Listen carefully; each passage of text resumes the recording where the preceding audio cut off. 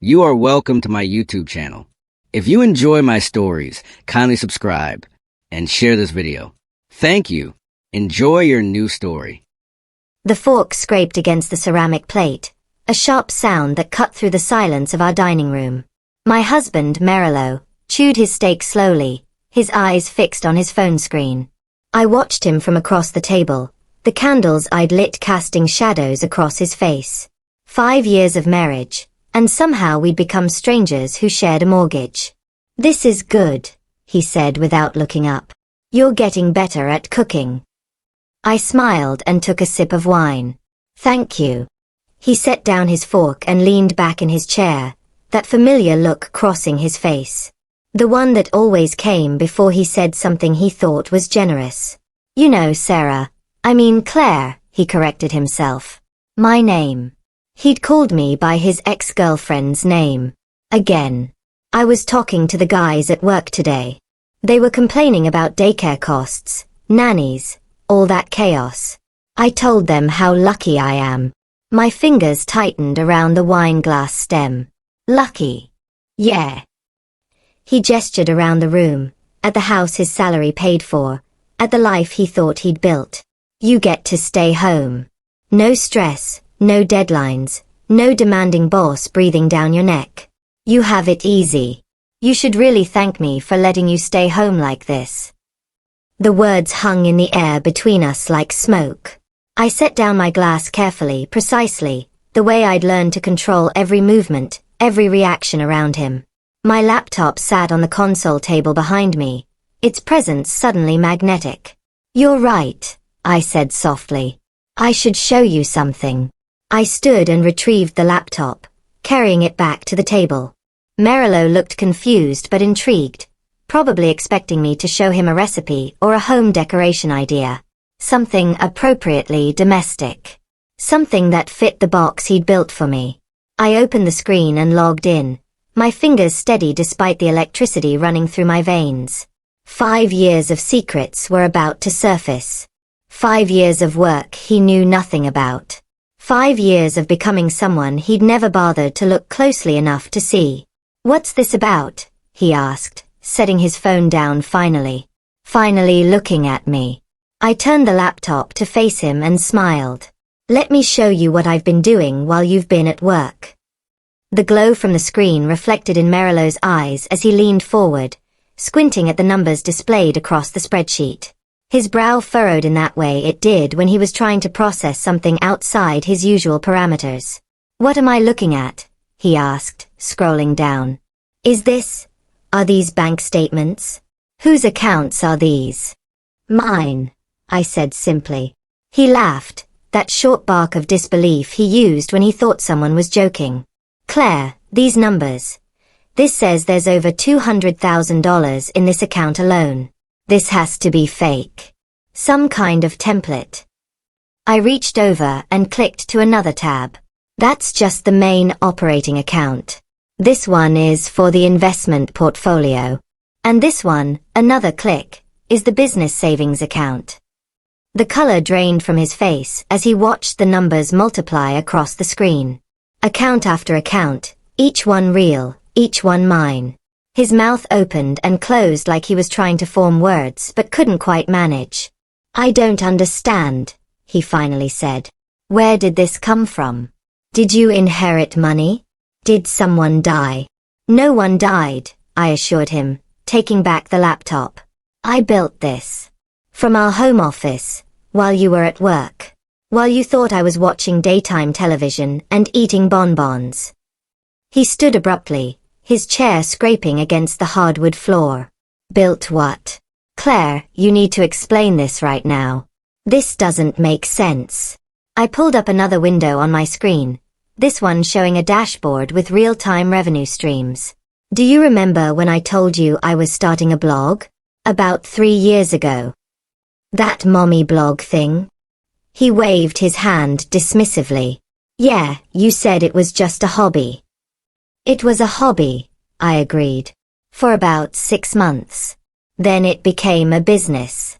Then it became multiple businesses. Then it became an empire you never noticed because you never asked." Merillo stared at me like I was speaking a foreign language. In a way, I suppose I was.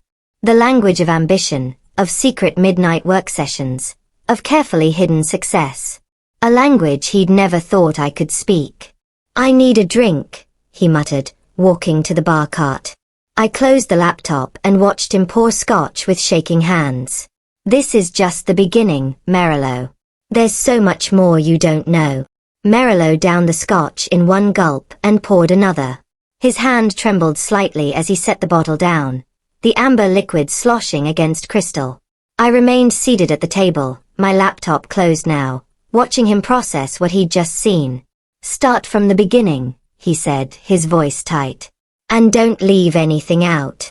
I folded my hands on the table, choosing my words carefully.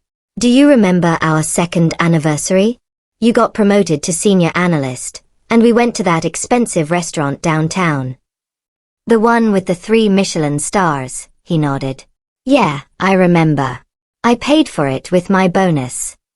"You talked about your work all night," I continued, ignoring his interruption. "Your strategies, your deals, your brilliant insights that made the firm millions." I sat there in my new dress, smiling and nodding, and at one point you said something that stuck with me. He waited, the glass frozen halfway to his lips. "You said, anyone can make money if they're smart enough to see the opportunity." You were talking about cryptocurrency, I think. Or stocks. I can't remember exactly. But that phrase kept echoing in my head on the drive home. Merillo set down his glass and crossed his arms.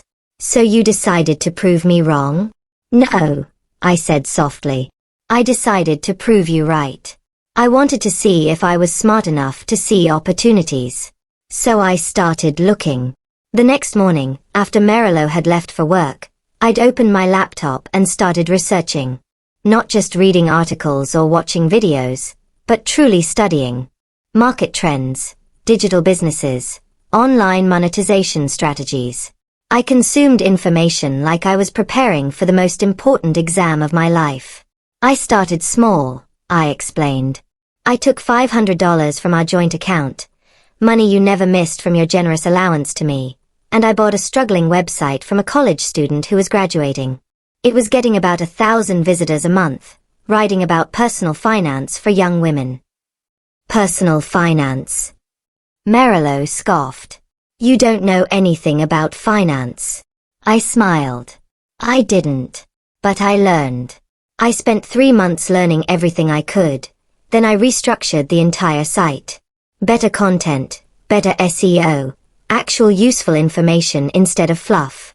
6 months later, that site was generating $3,000 a month in advertising revenue and affiliate commissions. Merillo stared at me, and I could see the calculations happening behind his eyes. The disbelief warring with the evidence I'd shown him. "That was just the first one," I said. The grandfather clock in the hallway chimed 9 times, each note resonating through our silent house. Merillo had moved to the couch, his second scotch untouched on the coffee table. I sat in the armchair across from him, my laptop balanced on my knees. "Show me more," he said quietly. Not a question. A demand. I opened the laptop and pulled up a portfolio website I designed 6 months ago, something to organize everything I'd built. The homepage displayed a clean interface with 6 different business categories, each represented by a minimalist icon. After the first website succeeded, I realized I'd found something I was good at. I began. Not just running a website, but understanding what people needed online. What problems they were trying to solve. What kept them awake at night. I clicked on the first icon, Content Networks. I bought 3 more struggling blogs over the next year. Personal finance, career advice, and healthy living. Same strategy, better content, better optimization, better monetization. Together, they generate about $30,000 monthly. Merillo leaned forward, his business mind clearly engaged despite his emotional confusion. Monthly. That's $360,000 a year from blogs. From those blogs, yes. I clicked the next icon, digital products. But then I noticed something. The same questions kept appearing in the comments. People wanted specific solutions, not just articles. So I created digital products. Ebooks, courses, templates, planners, things that actually solved their problems. The screen showed a dashboard with product sales. Financial Freedom Workbook had sold 3,847 copies at $49 each. Career Transition Roadmap had 2,156 sales at $99. Passive Income Blueprint showed 5,623 sales at $79. These products sell themselves now, I explained. I created them once, and they generate income every single day. While I sleep. While I cook dinner. While you tell me I should be grateful for the opportunity to stay home. His jaw tightened at that, but he said nothing. I clicked another icon. Consulting services. Then business owners started reaching out. They'd seen my success and wanted help. So I started consulting, helping other entrepreneurs build their online presence. 50 hours a year at $500 per hour. You're charging $500 an hour? Merilow's voice cracked slightly. I don't even bill that much. You should, I said simply. I learned my worth. Maybe you should learn yours. The words hung between us, sharp and true. I watched him absorb this new reality, this version of his wife he'd never imagined existed. There's more, I said, clicking to the next section. But maybe you need another drink first.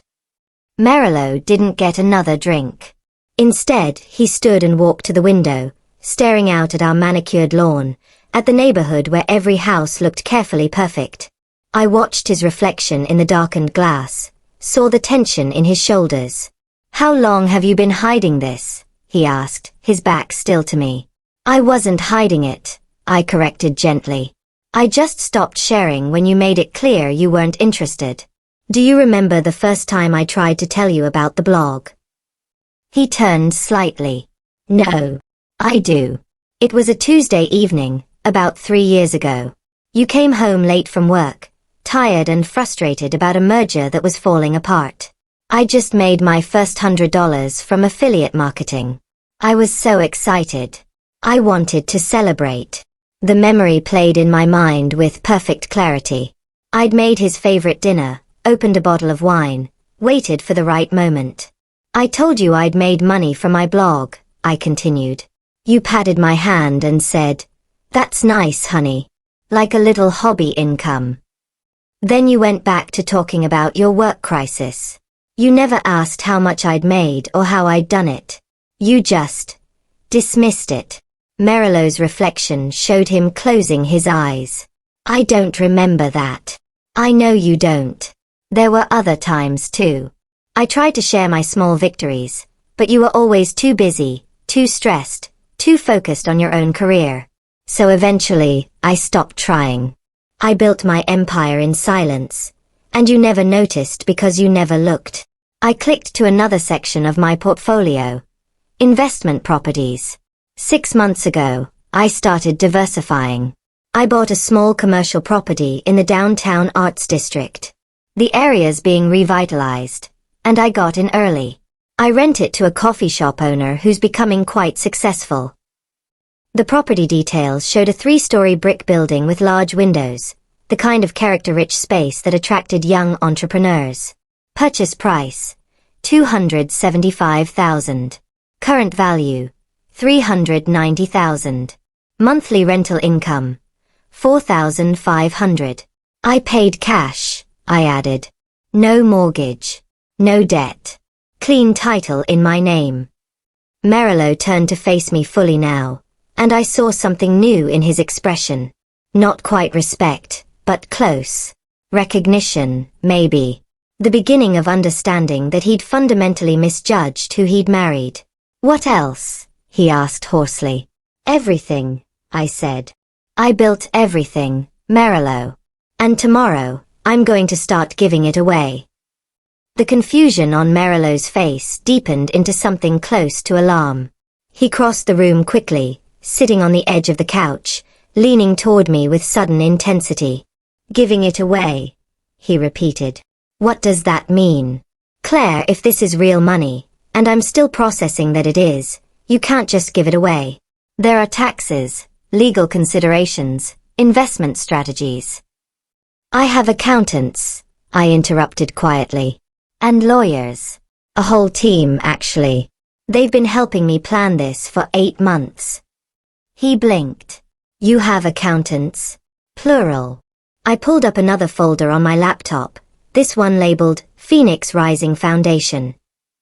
The logo I designed showed a stylized bird emerging from flames, wings spread wide.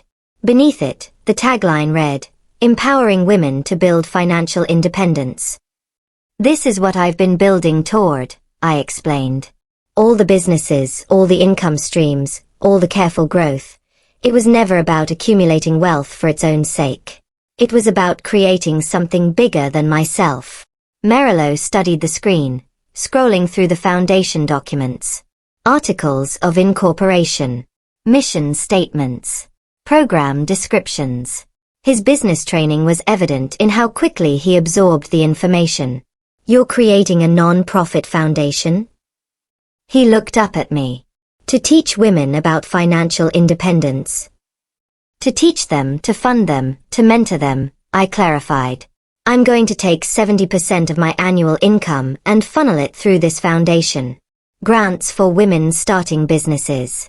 Free courses and resources. Mentorship programs connecting successful entrepreneurs with those just starting out. 70%. His voice rose. Claire, that's insane. You've built something valuable here. You should be enjoying it, investing it, securing your future. Our future is already secure, I said firmly. Between your income and the 30% I'll keep, we have more than enough. This foundation isn't about us anymore. It's about the thousands of women who are sitting where I sat 5 years ago, underestimated, overlooked, told their value comes from someone else's permission.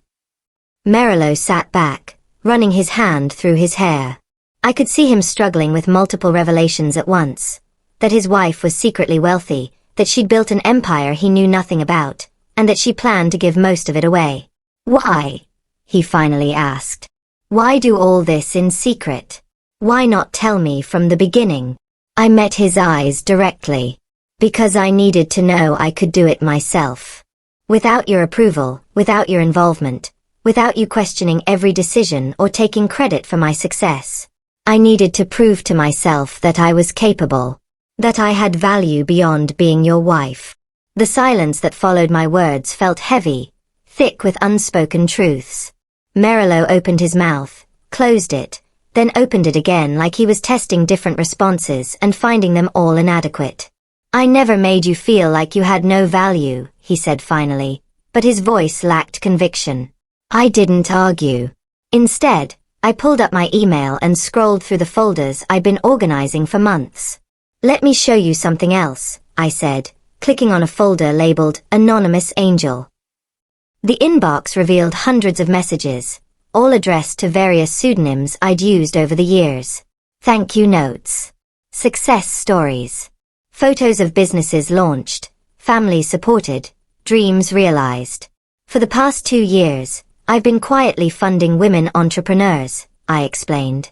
Nothing huge, usually between $5,000 and $20,000. Enough to get started, to buy equipment, to cover initial inventory, to quit a dead-end job and take a risk. I clicked on one email from a woman named Veronica. She wanted to start a catering business but couldn't afford a commercial kitchen license. I gave her $8,000. Last month, she catered the governor's fundraising dinner.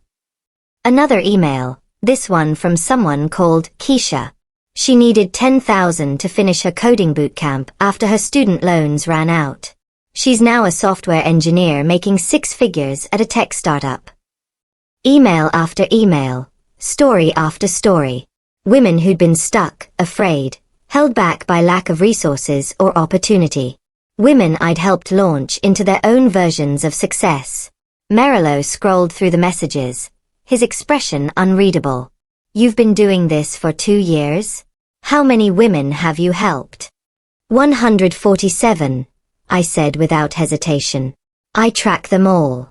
Their progress, their challenges, their victories. Some have failed, about 20% don't make it past the first year. But the ones who succeed, they're changing their families, their communities, their entire trajectories. This must cost.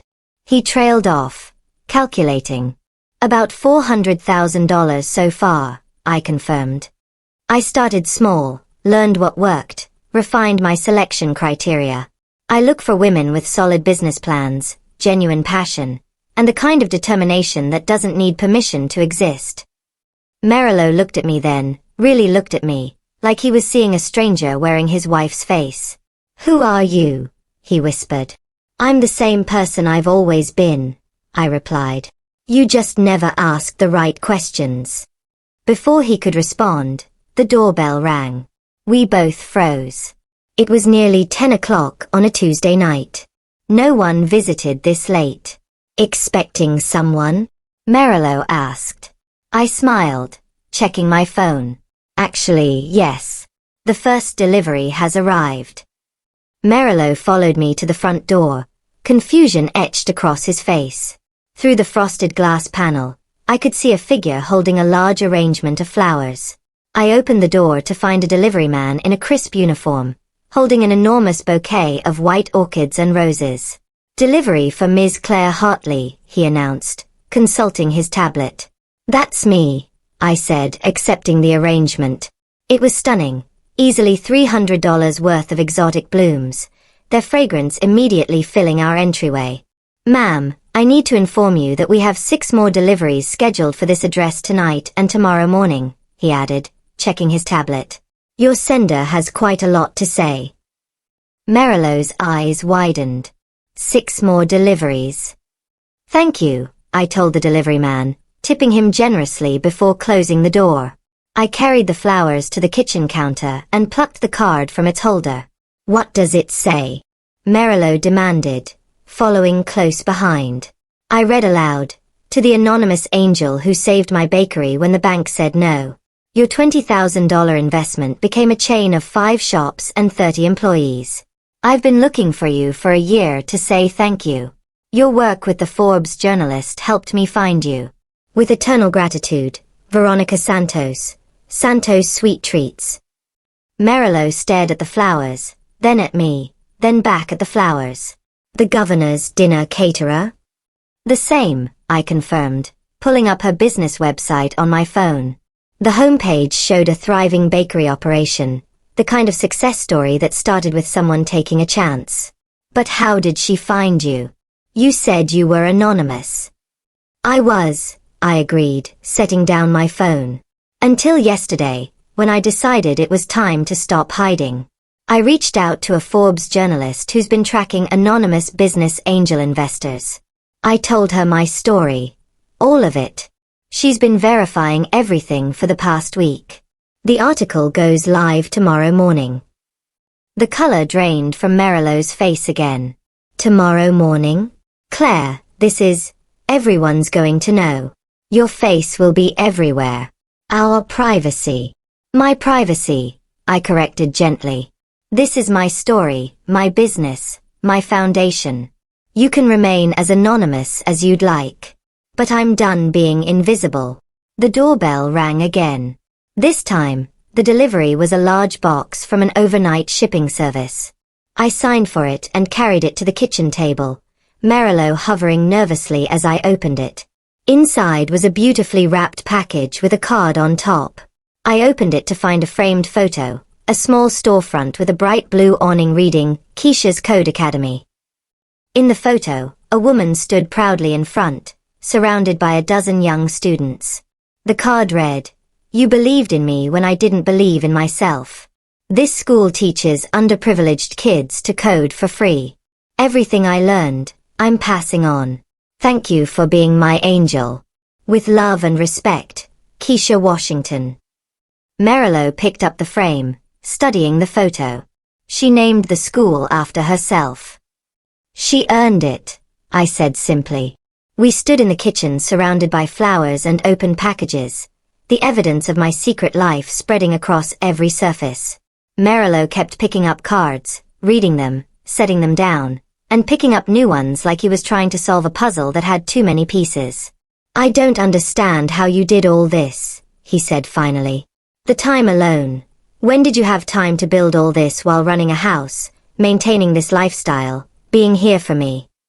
"Being here for you took about an hour a day," I interrupted, my voice sharper than I'd intended. "Dinner, laundry, keeping the house clean. The rest of the time? That was mine. Every minute you were at work, every evening you spent in your home office on conference calls, every weekend you went golfing with clients. All that time you thought I was watching television or shopping or having lunch with friends I don't actually have." He flinched at that last part. "You have friends." "Do I?" I challenged. "Name 3 people I've seen socially in the past year." Merillo opened his mouth, then closed it. His silence was answer enough. "I poured everything into this," I continued, gesturing at the laptop. "Every spare moment, every ounce of creativity and intelligence and determination.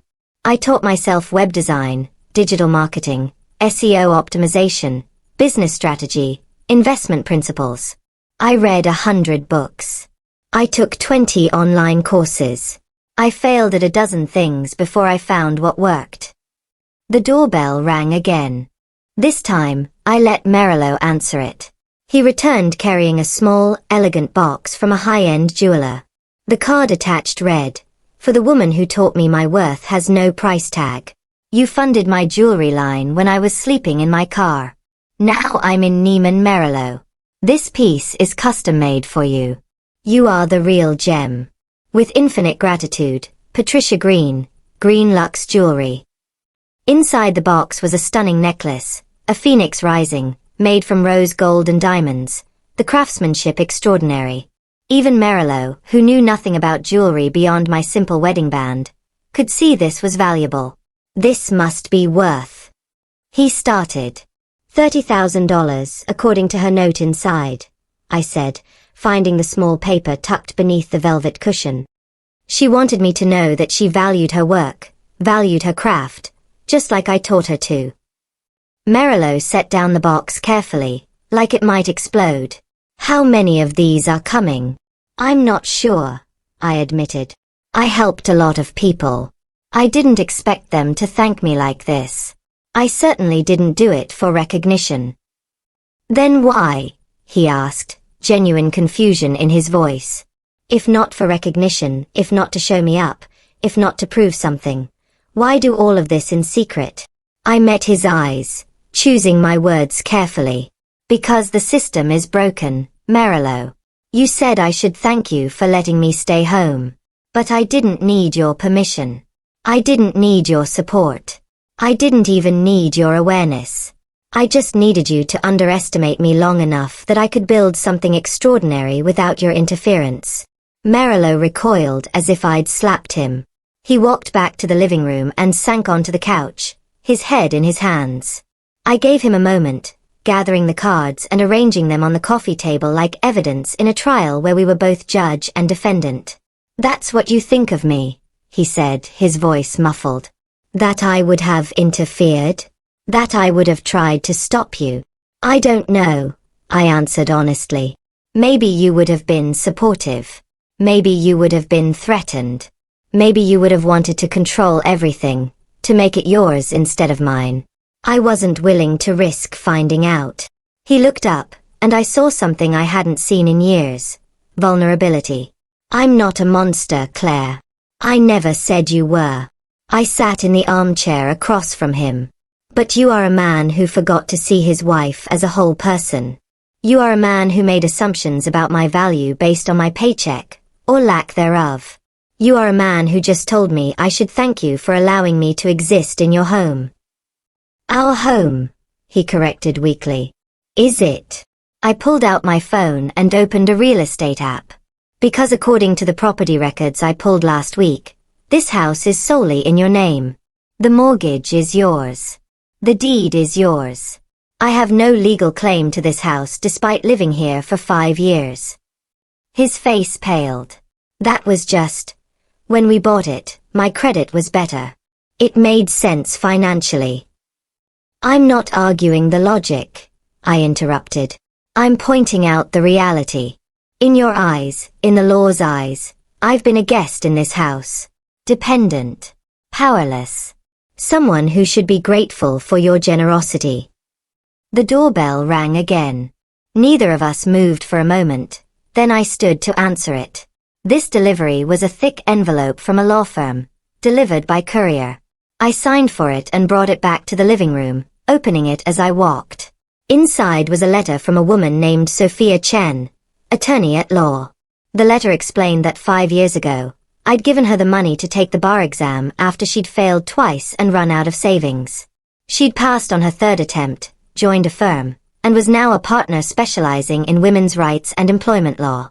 She's offering her services pro bono, I read aloud, to help me establish the foundation legally, to protect my assets, and to ensure everything is structured properly for maximum impact. Attached to her letter was a card that simply read, "You gave me a chance when no one else would. Let me return the favor. You're not alone in this." Merillo watched me read with an expression I couldn't quite decipher. "You really did change people's lives," he said softly. "I tried," I replied. "That's all any of us can do. Try to leave things better than we found them." "Is that what you're doing with us?" he asked. "Leaving things better? Or just leaving?" I looked at him then, really looked at him, and saw the fear beneath the confusion. The fear that this revelation wasn't just about my success, it was about the end of us. "I don't know yet," I answered truthfully. "That depends on what happens next." We stayed up until nearly 2 in the morning, sitting in our living room surrounded by gifts and testimonials from people whose lives I'd touched. Merillo asked questions, real questions, for the first time in years, and I answered them all. I showed him spreadsheets and business plans, explained my strategies and my failures, walked him through the careful construction of an empire he'd never suspected existed. "I had no idea you were capable of this," he said finally, exhaustion clear in his voice. I could have taken offense, but I understood what he meant. "Neither did I admitted. "That's why I had to do it. To prove to myself that I was more than what everyone assumed." "Everyone? Or just me?" "Both," I said honestly. "Your dismissal hurt the most because you were supposed to be my partner. But society teaches women that our value comes from our relationships, our appearance, our service to others. I needed to know I had value independent of all that." Merillo rubbed his eyes. "So where do we go from here? You launch your foundation, become some kind of business celebrity, and I... What? Pretend I supported this all along." "You don't have to pretend anything," I said. "You can tell the truth, that you didn't know, that you underestimated me, that you're learning to see me differently now. Honesty would be refreshing, actually." He winced but nodded. "The Forbes article. When does it publish?" I checked my phone. "In about 5 hours. 6 a.m. Eastern Time. The journalist, Catherine Reynolds, says it's going to be a cover story for their digital edition. She's calling it The Invisible Empire. How one woman built a fortune while the world wasn't watching." "Catchy," Merillo muttered. "She's good at her job," I said. "I've been reading her work for years. She specializes in stories about unconventional success, particularly women who've built wealth outside traditional systems. When I reached out, she jumped at the story." Merillo stood and walked to the window again, his favorite spot for processing difficult information. "Everything's going to change tomorrow," he said quietly. "Yes," I agreed. "Everything already has changed. Tomorrow, the rest of the world just finds out about it." We went to bed in silence, lying on opposite sides of the mattress like strangers. I didn't sleep. Instead, I stared at the ceiling and thought about the women I'd helped, the foundation I was about to launch publicly, and the marriage I might be ending. I thought about fear and courage, about visibility and power, about the cost of hiding and the cost of revelation. At 5:30, my phone buzzed with a message from Catherine Reynolds. Article is live. Prepare for impact. You've got this. I slipped out of bed and went to my home office, the room Merilo thought I used for online shopping and organizing recipes. I opened my laptop and pulled up the Forbes website. There on the front page was my face. The photograph Catherine had chosen showed me in my home office, sitting at my desk with my laptop open, a slight smile on my face. I looked confident, composed, nothing like the invisible housewife Merilo had described at dinner. The headline blazed across the screen in bold letters. The seven-figure secret. Anonymous angel investor reveals herself after years of changing lives in silence. I read through the article slowly, watching Catherine weave together my story with the stories of the women I'd helped. She'd interviewed at least 20 of them, gotten quotes from business analysts and economists, and created a narrative about hidden female wealth and the power of anonymous generosity. The article detailed my various businesses, my investment strategy, and my decision to create the Phoenix Rising Foundation. It quoted me extensively, from our hours-long interview last week, about why I'd kept everything secret, about the assumptions people make about stay-at-home spouses, about building success in the shadows. The most powerful section came near the end. When asked why she chose anonymity, Hartley's answer is both simple and profound. I needed to know I could do it without anyone's approval or permission. Too many women wait for someone to believe in them before they believe in themselves. I wanted to prove that we don't need permission to be powerful. We just need to stop asking for it. I heard movement behind me and turned to find Merilo in the doorway, his phone in his hand, his face ashen. My phone has 17 missed calls, he said. From colleagues, from friends, from my boss. Everyone's sending me the article. Everyone's asking if I knew. What are you telling them? He slumped against the doorframe. I don't know what to tell them. The truth makes me look like an idiot. A lie makes me complicit. There's no good option here. You could tell them you're proud of me, I suggested quietly. That would be new. Before he could respond, my own phone started ringing. Catherine Reynolds, calling for follow-up. I answered on speaker. Claire, the article is exploding, she said, excitement evident in her voice. We've had 50,000 views in the first hour. The comments section is flooded with women sharing their own stories of hidden success. This is resonating in a way I've never seen before. That's wonderful, I said, meaning it. And I have interview requests coming in from everywhere. Morning shows, podcasts, other publications. Everyone wants to talk to you. Are you ready for this? I looked at Merilo, still frozen in the doorway, and made my choice. Yes, I said firmly. I'm ready. By 7 a.m., our doorbell had rung 6 more times. Flowers from women I'd helped, a fruit basket from Sophia Chen with a note reminding me of our meeting next week, a package containing a custom-designed website template from a web developer I'd funded 3 years ago who wanted to donate his services to the foundation. Merilo moved through the house like a ghost, checking his phone compulsively, reading comments and reactions to the article. I made coffee and answered emails, coordinating with Catherine about interview schedules and media appearances. There's a camera truck outside, Merilo said, peering through the curtains. From Channel 7. They're setting up on the street. Catherine warned me that might happen, I replied calmly, sipping my coffee. Local news loves a feel-good story about anonymous generosity. I'll give them a brief statement later. A statement. He turned from the window. Claire, you can't just walk out there and... Why not? I interrupted. This is my story. I'm not hiding anymore. He opened his mouth to argue, then closed it, something like resignation crossing his face. You've really thought this through, haven't you? Every step of this has been planned. For months, I confirmed. This isn't impulsive, Merilo. This is strategic.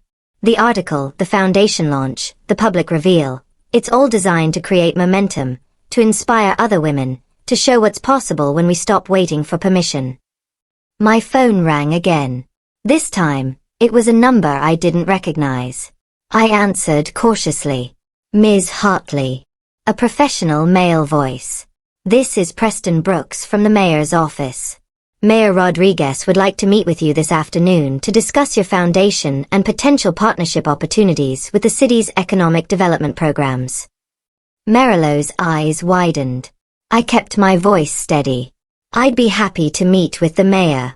What time works best? We scheduled for 2 p.m., and I hung up to find Marilow staring at me like I'd grown a second head. The mayor wants to meet with you, he said flatly. The actual mayor of our city. Economic development is a key issue for her campaign, I explained. A foundation that helps women start businesses, that creates jobs and builds local wealth. That's exactly the kind of initiative she wants to support publicly. Marilow sat down heavily at the kitchen table. This is really happening. You're really doing this. Yes, I said simply. And Marilow, I need you to decide something today. Are you going to support this? Or are you going to resent it? Because I'm moving forward either way, but I'd rather know where you stand. He looked down at his hands, at the wedding ring he'd worn for 5 years. I'm trying to process this. Yesterday, I thought I knew exactly who you were, what our life was. Today, I'm discovering I've been living with a stranger. Not a stranger, I corrected gently. Just someone you never took the time to really know. The doorbell rang again. This time, when I opened it, I found a young woman standing there, probably mid-20s, holding a small plant and looking nervous. Ms. Hartley, she asked tentatively. I'm sorry to just show up, but I read the article and I had to come thank you in person. Thank me for what? I asked, though warmth was already spreading through my chest. 2 years ago, you gave me $15,000 to start a tutoring business. You found me through my crowdfunding page that had raised exactly $200 in 3 months. Your donation came with a note that said, "Education changes everything. Build something that matters." Tears filled her eyes. I now employ 8 tutors. We work with underprivileged kids in 3 school districts. Last year, 93% of our students improved their grades by at least 1 letter. You changed my life, but more importantly, you helped me change theirs. I pulled her into a hug, this stranger who wasn't a stranger, this woman whose success I'd watched from a distance. What's your name? Natasha. Natasha Price. My company is Bright Futures Tutoring. Come in, Natasha, I said, opening the door wider. I want to hear everything. Natasha sat in our living room, perched on the edge of the couch, her hands wrapped around the mug of coffee I'd given her. Marilow had disappeared into his home office, overwhelmed by the parade of gratitude flooding our house. I didn't blame him. This was overwhelming even for me, and I'd been preparing for it. I almost gave up, Natasha was saying, her voice soft. I'd applied for loans at 3 banks. They all said no. My business plan was solid, my credentials were good, but I had student debt and no collateral. The system wasn't built for people like me. People like you? I prompted. Young, black, female, from a neighborhood that banks redline. She said it matter-of-factly, stating realities I'd learned about through research but never lived. I was working 3 part-time jobs, trying to save enough to start my business the slow way. Then your money appeared in my account with that note, and I cried for an hour. Tell me about the kids you're helping, I said, genuinely curious. Her face lit up. We focus on students who are struggling but have potential.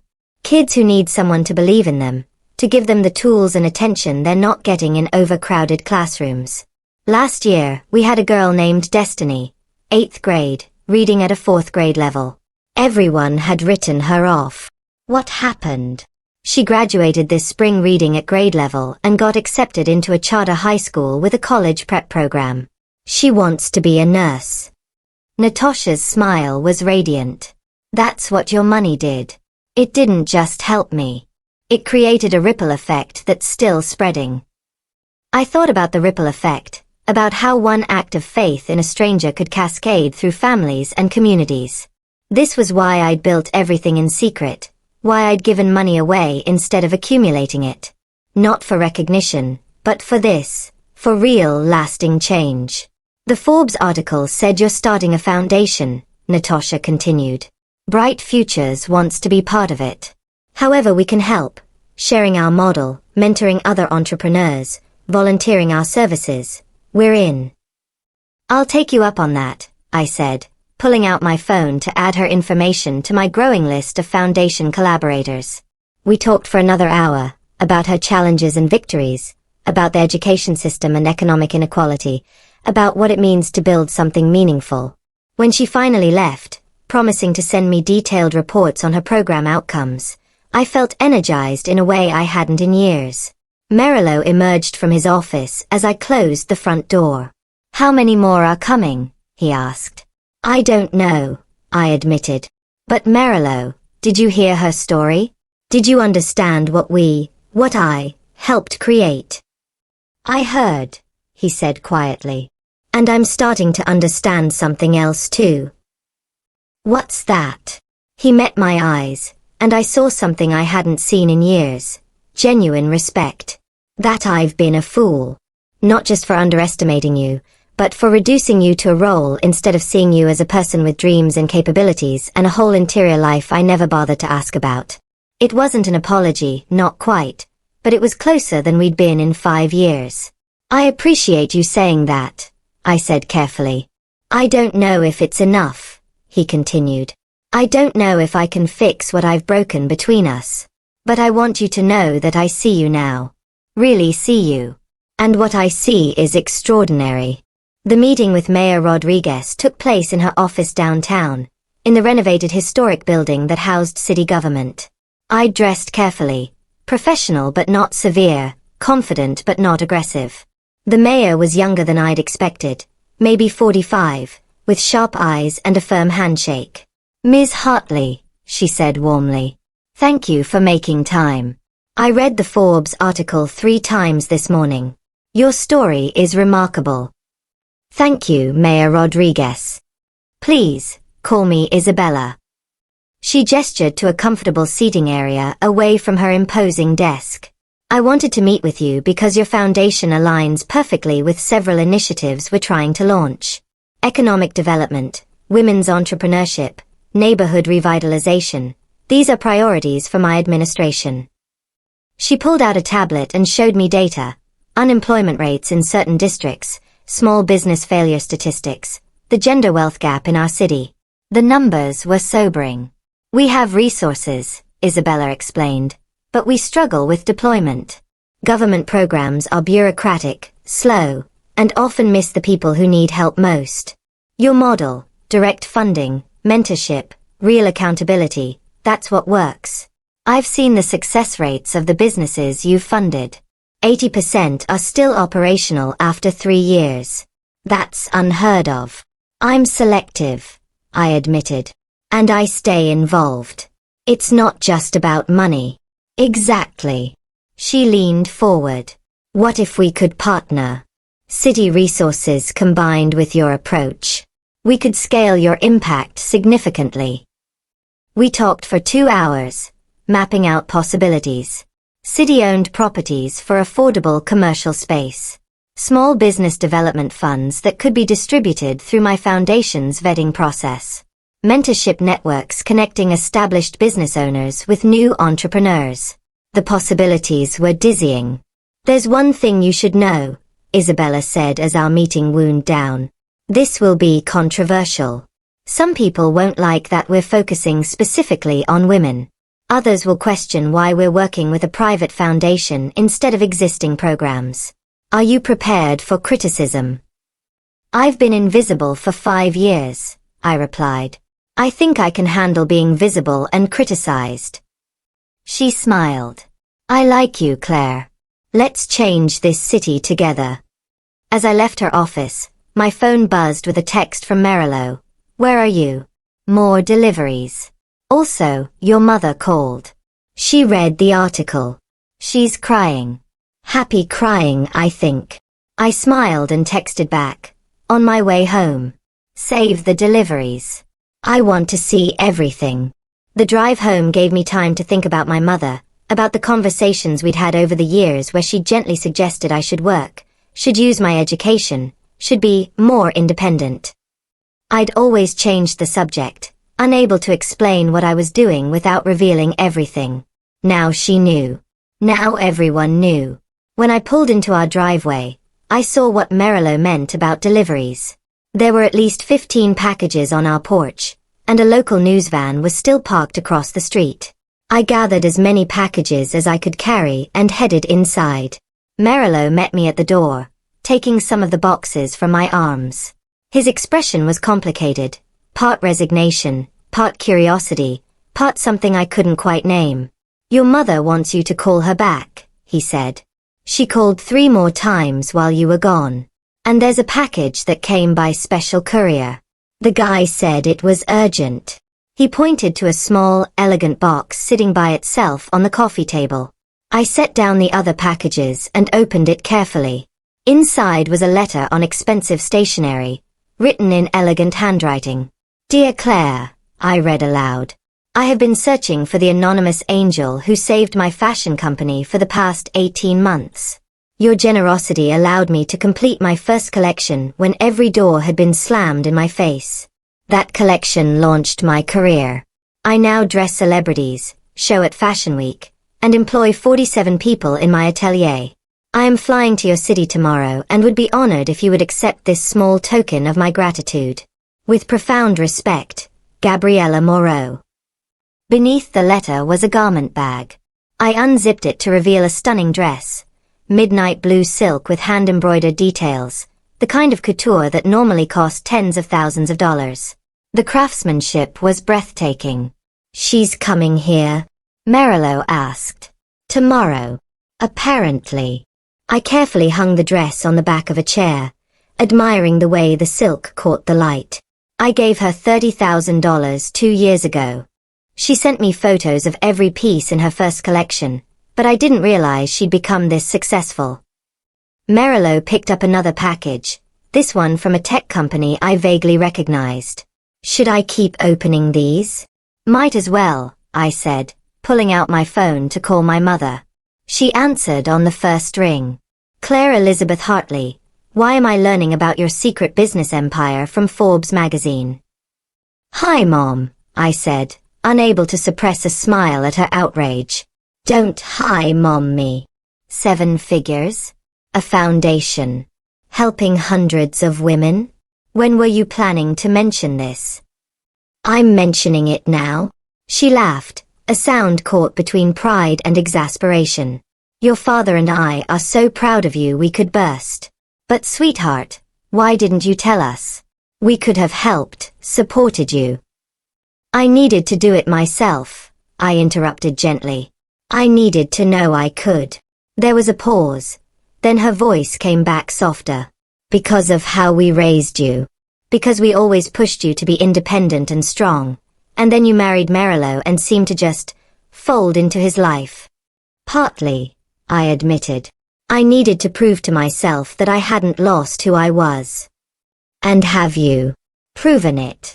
I looked around the living room at the evidence of lives changed, at the foundation I was building, at the future I was creating. Yes, I said. I think I have.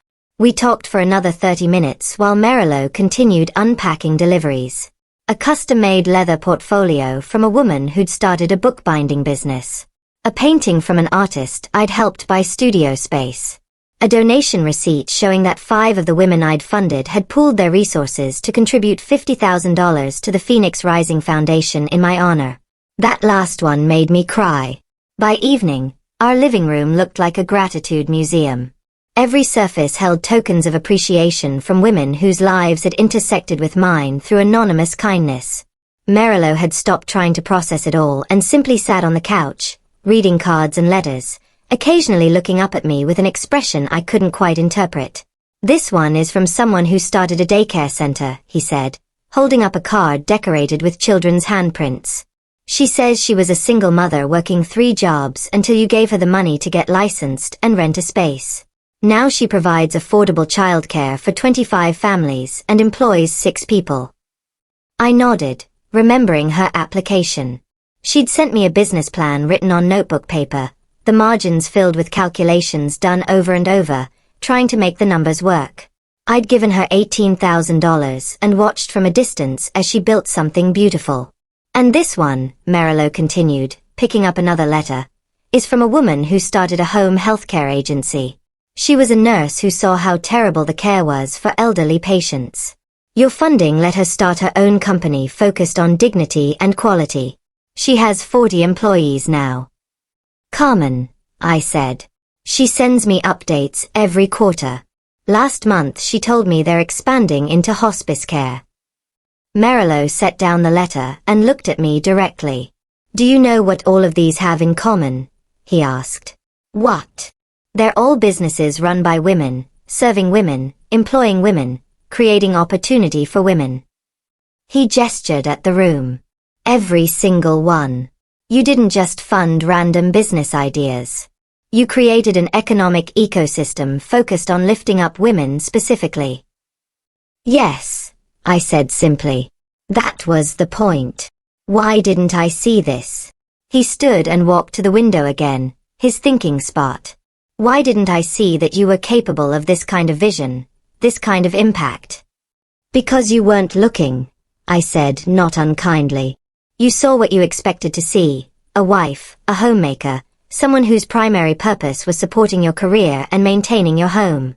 You never thought to look deeper because the surface matched your assumptions. He turned to face me. I want to apologize. Properly. Not just for underestimating you, but for making you feel like you had to hide this. For creating a marriage where you felt safer being invisible than being seen. The apology hung in the air between us. I'd waited years to hear something like this, but now that it had arrived, I wasn't sure how I felt about it. I appreciate that, I said carefully. But Merillo, an apology doesn't fix 5 years of dismissal. It doesn't erase all the times you spoke over me, made decisions without consulting me, or treated me like a pleasant accessory to your life instead of a partner in it. I know, he said quietly. So what do we do now? Before I could answer, my phone rang. Catherine Reynolds again. Claire, turn on Channel 7, she said urgently. They're doing a feature on you. It's good, but you should see it. I grabbed the remote and switched on the television. Sure enough, there was a perfectly coiffed news anchor sitting in the studio, the Forbes article displayed on a screen behind her. And in Feel Good News tonight, she was saying, a local woman has been revealed as the mysterious, anonymous angel, who's been quietly funding women-owned businesses across the country for years. Claire Hartley, a stay-at-home wife from our own city, has built a 7-figure empire while changing countless lives. We spoke with several of the women she's helped. The screen cut to Natasha, the tutoring business owner, sitting in her office surrounded by books and smiling students. She didn't just give me money, Natasha was saying. She gave me belief. She showed me that someone out there thought I was worth investing in. That changed everything. Another cut, this time to Veronica from the bakery, standing in front of her gleaming storefront. I was ready to give up. The bank said no, my family said it was too risky. Then this angel appeared and said, I believe in your vision. 5 shops later, I'm still grateful every single day. The anchor came back on screen. Hartley announced today that she's launching the Phoenix Rising Foundation to help even more women achieve economic independence. Mayor Rodriguez has already expressed interest in partnering with the foundation. It seems this quiet housewife was hiding quite a secret. In a world full of bad news, this story reminds us of the power of anonymous kindness and strategic generosity. Merillo and I watched in silence as the segment ended. Then he said quietly, they called you a housewife. After everything you've accomplished, they still reduced you to that one word. Yes, I agreed. That's exactly the problem I'm trying to fix. That night, I couldn't sleep. I lay in bed listening to Merillo's breathing, thinking about the day's revelations and tomorrow's challenges. The foundation launch was scheduled for next week. I had 15 media interviews lined up. Mayor Rodriguez wanted to announce our partnership at a press conference. Gabriela Moreau was arriving tomorrow to personally deliver her dress and thank me. Everything was moving so fast. I slipped out of bed and went to my office, pulling up the foundation website I'd been building for months. The Phoenix Rising Foundation. Every page was designed to inspire and inform, to show women what was possible when they refused to accept limitations. The homepage featured stories from women I'd helped, their faces and voices front and center. The Get Started section offered free resources, business plan templates, financial literacy courses, mentorship matching. The Apply for Funding page outlined my criteria: solid business plan, clear social impact, commitment to helping other women once successful. I'd built this in secret, late at night after Merillo was asleep, early in the morning before he woke. Hundreds of hours of work, all leading to this moment. An email notification popped up. Another application for funding, the system I'd just opened to the public yesterday. I clicked through to read it. The applicant was a woman named Iris, a refugee who'd fled her country with her 3 children and $75. She'd learned to sew as a girl and wanted to start an alterations and tailoring business, but she needed $3,000 for industrial sewing machine, supplies, and first month's rent on a small shop space. Her business plan was written in careful English, the grammar imperfect but the vision clear. She wanted to provide affordable alterations for working-class families and eventually teach other refugee women the trade. She'd attached photos of her work, beautifully altered garments that showed real skill. $3,000. Such a small amount to change a life. I approved the application immediately and sent her a message. Iris, your application is approved. The money will be in your account within 3 business days. I believe in your vision. Build something beautiful. Then I sat back and thought about scale. I'd helped 147 women personally over the past 2 years. With a foundation, with partnerships like the one with Mayor Rodriguez, with the attention the Forbes article was bringing. How many could I help? Thousands. Tens of thousands. The possibility was dizzying. Can't sleep. Merillo's voice came from the doorway, startling me. Too much happening, I admitted. He came into the office and sat in the chair across from my desk, looking at me with an intensity one hadn't seen in years. I've been thinking about what you said earlier. About the apology not being enough. Merillo. Let me finish, he interrupted gently. You're right. An apology doesn't fix 5 years of taking you for granted. But I want you to know that I'm not just sorry. I'm impressed. I'm humbled. And I'm scared. Scared of what? That you'll realize you don't need me. That you've built this incredible life and empire and purpose, and I'm just in the way. I studied him in the soft glow of my desk lamp. He looked vulnerable, uncertain, nothing like the confident executive who told me I should thank him for letting me stay home. I don't know what I need anymore, I said honestly. A week ago, I would have said I needed this marriage, needed you, needed the stability and structure of the life we'd built. But now I know I can build my own stability, my own structure, my own life. So where does that leave us? I didn't have an answer. Not yet. The next morning, Gabriela Moreau arrived at our house in a chauffeur-driven car, looking every inch the successful fashion designer she'd become. She was in her early 30s, with dramatic dark hair and the kind of effortless elegance that money can't buy. She swept into our living room and immediately pulled me into a hug. Claire, she said, her French accent adding music to the words. Finally, I meet the woman who changed my life. Merillo hovered awkwardly in the background as Gabriela and I sat down. She'd brought a portfolio of her work, stunning designs that had graced red carpets and fashion magazines. Each one was labeled with the occasion and the celebrity who'd worn it. This one, she pointed to a gorgeous emerald gown, was worn by Zara Thompson to the Golden Globes. This one was in Vogue. This one opened Paris Fashion Week. She looked up at me with shining eyes. None of this exists without you. Do you understand? Without your $30,000, I would have given up and gone back to working in someone else's atelier, making someone else's designs. Tell me how it happened, I said, genuinely curious. She settled back into the couch, and the story poured out. The rejections from investors who thought her designs were too ambitious or too ethnic. The credit card debt she'd accumulated buying fabrics and supplies. The moment she'd posted her business plan online in desperation, hoping someone, anyone, would believe in her vision. Your money came with a note, she said. Do you remember what you wrote? I shook my head.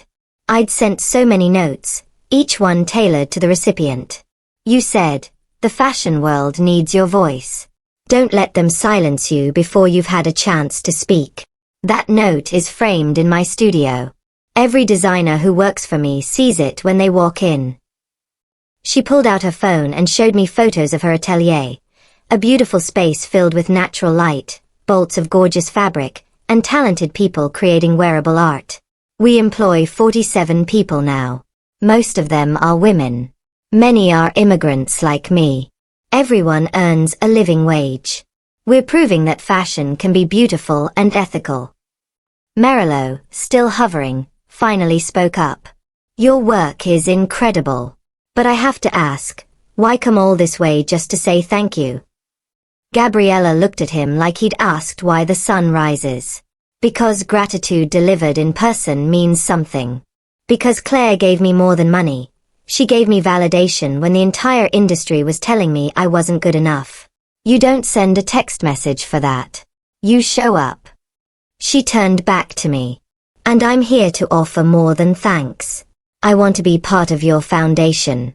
I'll design a signature piece, a phoenix, that we can sell to fund your work. All proceeds go to the foundation. I'll donate my time, my platform, my connections. Whatever you need. Gabriella, that's incredibly generous. It's not generous, she interrupted firmly. It's the debt being paid forward. You helped me when no one else would. Now I help others. This is how it works, no.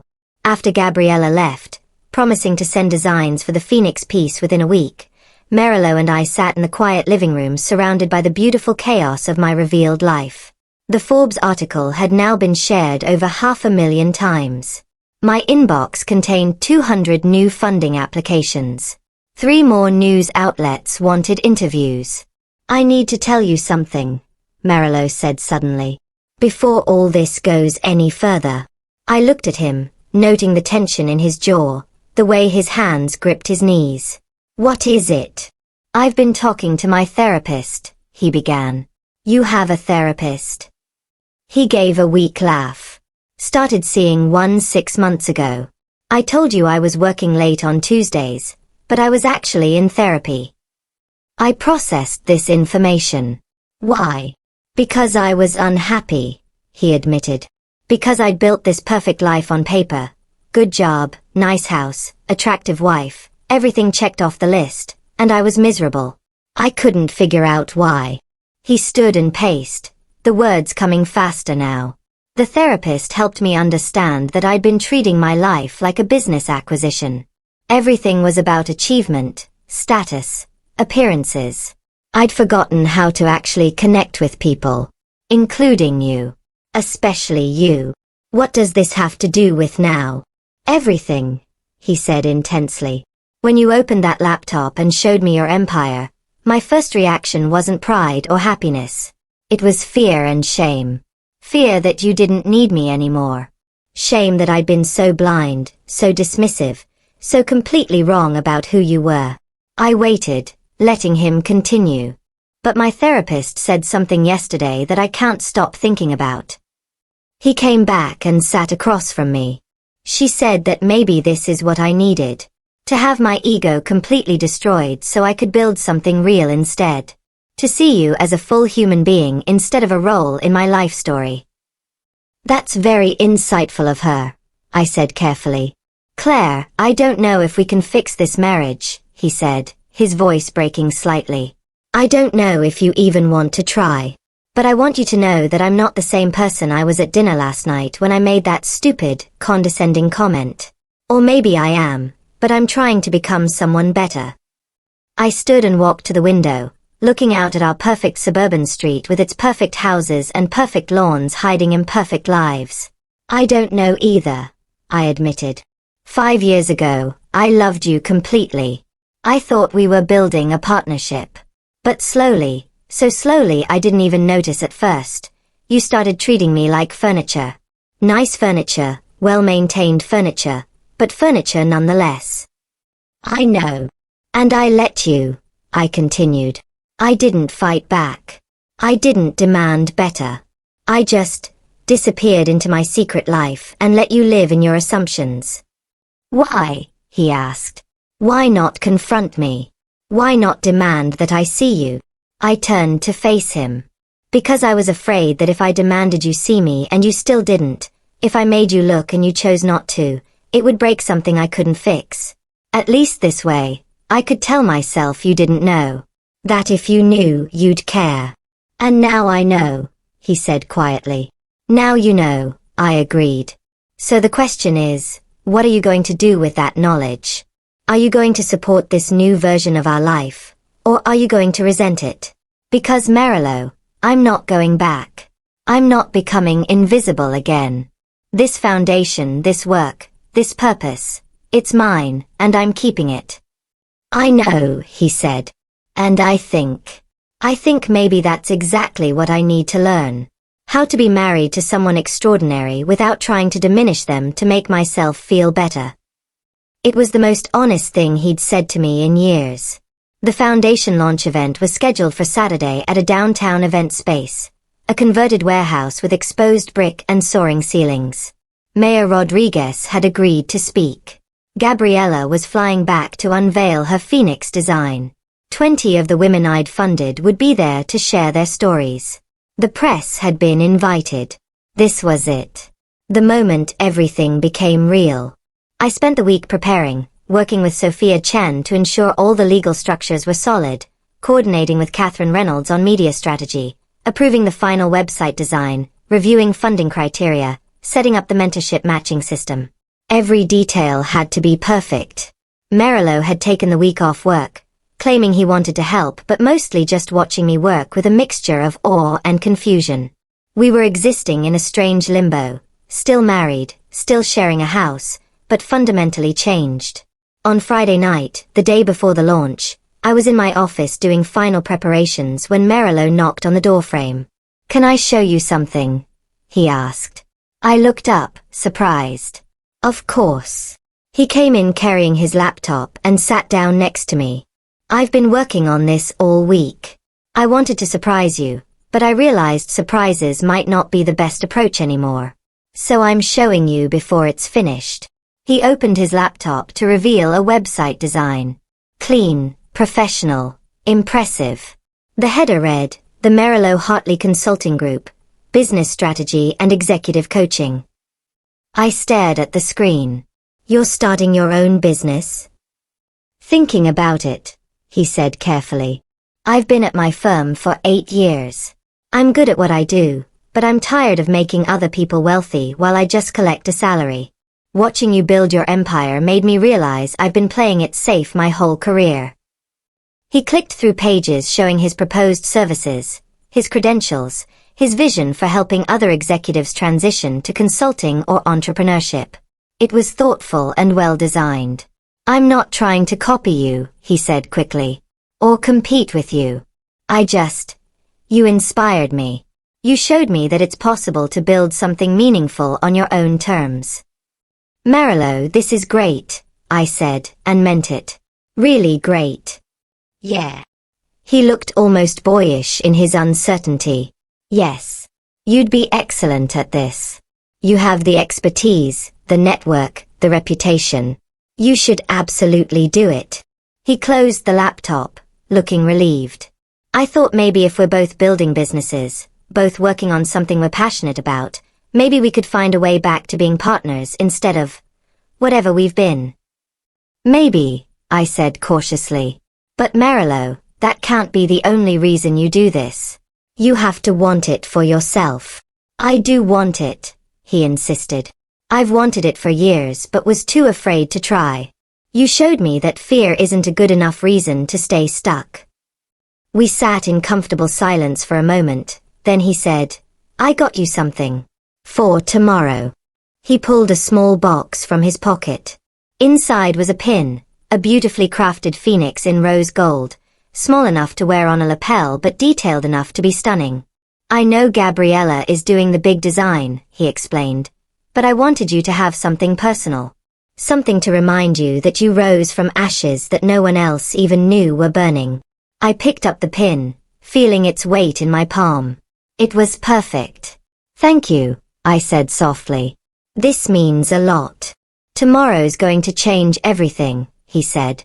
Are you ready? I looked at the pin, at the website on his laptop, at the man I'd married who was finally starting to see me. Yes, I said. I think I am. Saturday morning dawned clear and bright, the kind of perfect autumn day that seemed designed for new beginnings. I dressed carefully in the midnight blue dress Gabriella had made, paired with simple jewelry and the phoenix pin Merillo had given me. When I looked in the mirror, I saw someone I barely recognized. Confident, powerful, ready.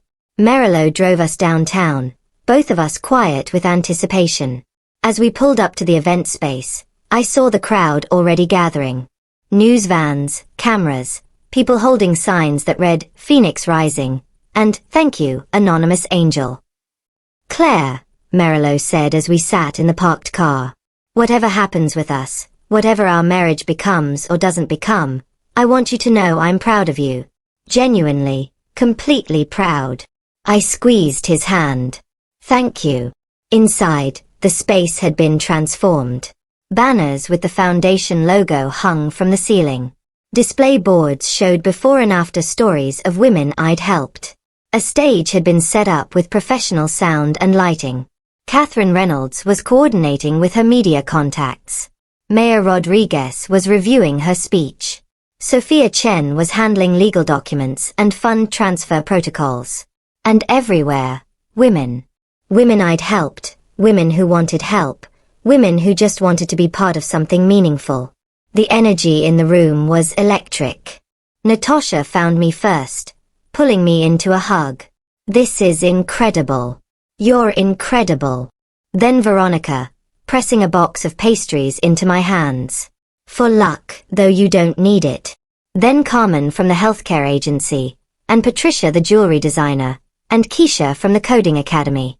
Woman after woman, each one carrying a piece of my secret history, each one ready to help me step into the light. Gabriella appeared in a stunning outfit of her own design, carrying a garment bag, ready to see the phoenix.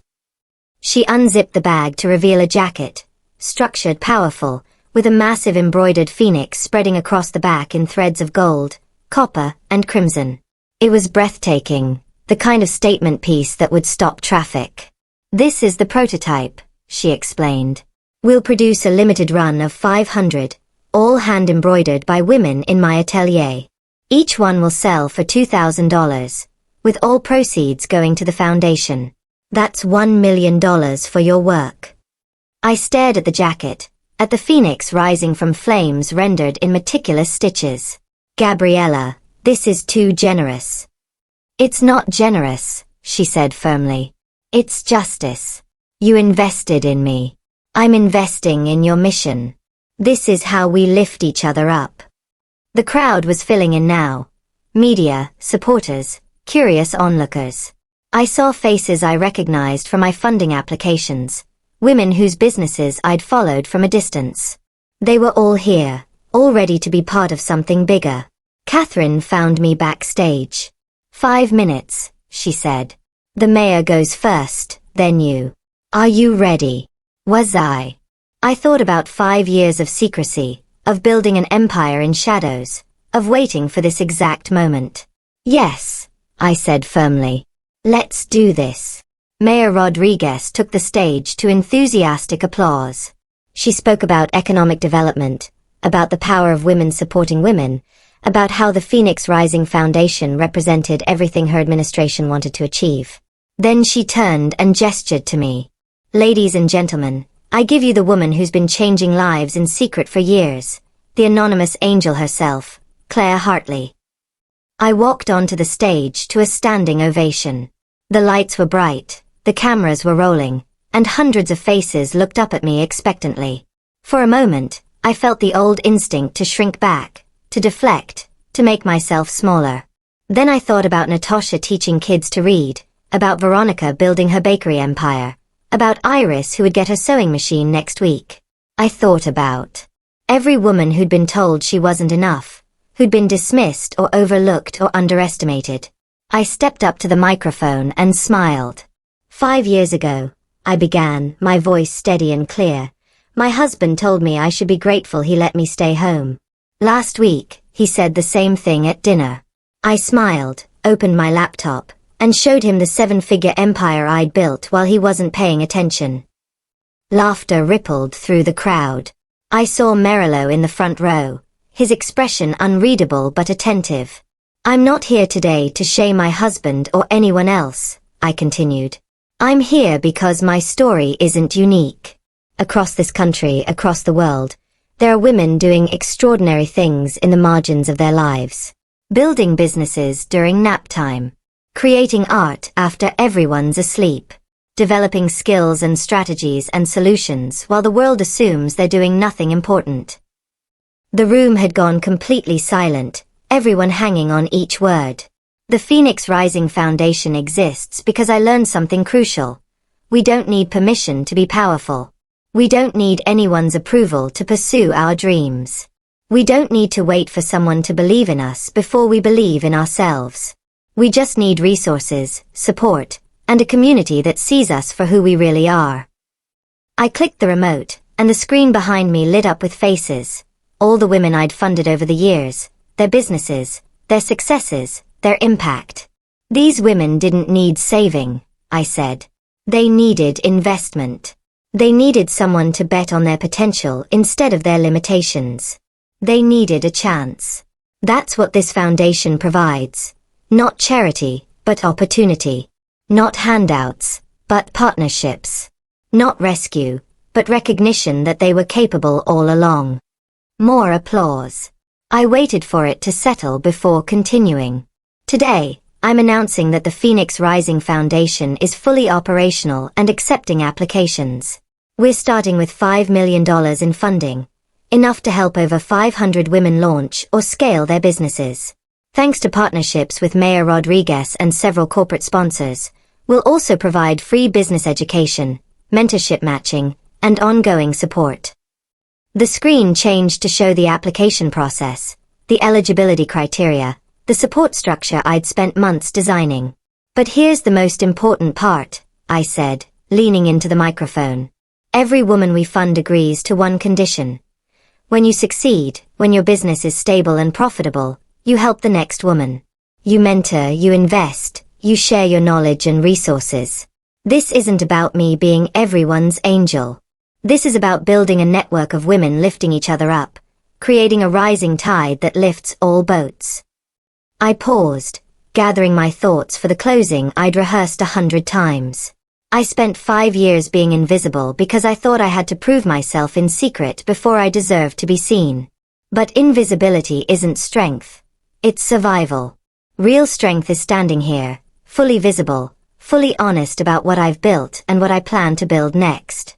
Real strength is saying to every woman watching, you are capable of extraordinary things, whether anyone notices or not. But you deserve to be noticed. You deserve to be celebrated. You deserve to take up space and claim your power and refuse to shrink yourself to fit someone else's limited imagination. The standing ovation started before I even finished speaking. It rolled through the room like thunder, people on their feet, tears on faces, the energy palpable and electric. I stood there taking it in, feeling seen in a way I hadn't felt in 5 years. When the applause finally died down, I said simply, applications are open. Let's change the world together. The rest of the event was a blur of handshakes and interviews and photographs. Catherine had me booked with every major media outlet. I gave the same core message over and over, each time finding new ways to articulate what I'd learned, what I believed, what I hoped to achieve. But the moment that mattered most came later, after most of the crowd had dispersed. I was sitting in a quiet corner of the event space, finally off my feet, when a woman approached hesitantly. She looked to be in her 50s, wearing a simple dress and clutching a manila folder to her chest. "Ms. Hartley," she said softly, "I'm sorry to bother you. I know you must be exhausted." "It's fine," I assured her, gesturing to the chair next to me. "What's your name?" "Dolores," she said, sitting down carefully. "Dolores Vega. I have a business plan. I've been working on it for 3 years. I clean houses now, but I want to start a cleaning company that pays fair wages and treats workers with dignity. I have 10 women ready to work for me if I can just get the initial funding for insurance and supplies and a van." She opened the folder with trembling hands, showing me pages of careful notes, budget spreadsheets, market research, all handwritten, all meticulously detailed. "I don't have a computer," she explained. "So I wrote everything out. I hope that's okay. I know the application is supposed to be online, but I wanted to show you in person that I'm serious about this." I looked at her plan, 3 years of work evident in every page, and felt something shift in my chest. This was why I'd built everything. Not for the headlines or the recognition or even the satisfaction of proving myself. For Dolores, and for all the women like her who had vision and determination but not opportunity. "Dolores," I said gently, "I'm going to personally fund your business. Not through the foundation application process. Directly from me. How much do you need?" Her eyes widened. I calculated $15,000 for the first year, but I could maybe make do with 10. "You'll have 20,000, I interrupted. 15 for your business plan, and 5 for a safety cushion because every new business needs buffer room. You'll also get assigned a mentor from our network who runs a successful service company. And Dolores, I want you to pay yourself a fair wage from day one. Don't undervalue your own labor." She started crying, quiet tears streaming down her face. "Why?" she whispered. "Why would you do this for me?" "Because 3 years ago, someone told me I should be grateful for the opportunity to stay home. And instead of arguing, I built an empire. You've spent 3 years planning and preparing and believing in yourself. You don't need my permission, but you do need resources. That's what I'm here to provide." Dolores clutched her folder and nodded, unable to speak. I gave her Sophia Chen's card and told her to call on Monday to set everything up. After she left, still crying, I sat alone in the quiet space and felt the weight of responsibility settle on my shoulders. This wasn't just about me anymore. It was about every Dolores, every woman who'd been dismissed or overlooked or told her dreams were too big. It was about changing the narrative, shifting the culture, building a world where women didn't have to choose between visibility and safety. Merillo found me there an hour later. "Everyone's gone," he said. "Are you ready to go home?" I looked up at him. This man I'd married, this stranger I was learning to know again. "I don't know if I can go back to that house and pretend to be the person I was," I admitted. "I don't fit in that life anymore." He sat down next to me. "Then let's build a different life. One where you fit exactly as you are." "Can we do that?" I asked. "Can we rebuild a marriage from scratch while I'm running a foundation and you're starting a consulting business?" "I don't know," he said honestly. "But I'd like to try. Not because I need you, but because I want to be partners with someone as extraordinary as you. Real partners, this time." I studied his face, looking for deception or resentment or hidden agendas. I found only sincerity and hope. "It won't be easy," I warned. "I'm not going to be quiet or convenient or content to stay in the background anymore." "Good," he said firmly. "I don't want you to be. I want you to be exactly who you are. Loud, inconvenient, magnificent. I want to watch you change the world. And maybe if you'll let me, I'd like to help." It wasn't forgiveness, not yet. But it was possibility. And maybe that was enough to start with. 6 months later, I stood in the Foundation's new headquarters, a renovated building in the Arts District, next door to the coffee shop in my investment property. We'd helped 375 women launch businesses. The Phoenix jacket Gabriella designed had sold out in 2 weeks, raising over $1 million. Mayor Rodriguez's partnership had brought city resources and credibility. My story had inspired thousands of women to step out of the shadows and claim their power. Marilo and I were still married, still learning how to be real partners instead of playing roles. We'd started couples therapy, both individual and joint. Some days were hard. Some days we fell back into old patterns. But we were really trying to build something honest. His consulting business was thriving. He'd left his firm and was now advising executives on career transitions and building authentic professional identities. Watching me launch the foundation had unlocked something in him too, a willingness to take risks and value purpose over prestige. I walked through the foundation offices, past staff members coordinating mentorship matches and reviewing funding applications. Sophia Chen had joined full-time as our legal director. Natasha ran our education programs. Carmen oversaw our healthcare entrepreneurship initiative. Women I'd helped were now helping others, the ripple effect multiplying exponentially. In my office, I found a package on my desk. Inside was a framed photo, Dolores Vega standing in front of 3 white vans, each emblazoned with Vega Family Cleaning Services, where clean meets dignity. She was surrounded by her team of women, all wearing matching uniforms and beaming with pride. The note read, "You told me to pay myself a fair wage. I'm now paying 15 women a fair wage. We're booked solid for 6 months. I'm hiring 10 more workers next quarter. Thank you for seeing me when I was invisible. With gratitude and love, Dolores." I set the photo on my desk next to the others, Natasha's students, Veronica's bakeries, Keisha's coding academy, Gabriella's runway show. Visual reminders of what becomes possible when we invest in women's potential instead of their limitations. My phone buzzed with a text from Marilo. "Dinner tonight? I'm cooking. Want to celebrate? Just signed my biggest client." I smiled and texted back, "Absolutely. I'm proud of you." And I was. Proud of him for trying, proud of myself for refusing to stay invisible, proud of every woman who'd taken a risk and built something beautiful from nothing. 5 years ago, I'd been told I should be grateful for permission to exist in someone else's life. Today, I was building a world where women didn't need permission, just resources, support, and the courage to believe they were enough. I looked at the Phoenix pin on my lapel, the one Marilo had given me before the launch. Rising from ashes no one else knew were burning. That had been my story. But now I was teaching other women to rise from their own ashes.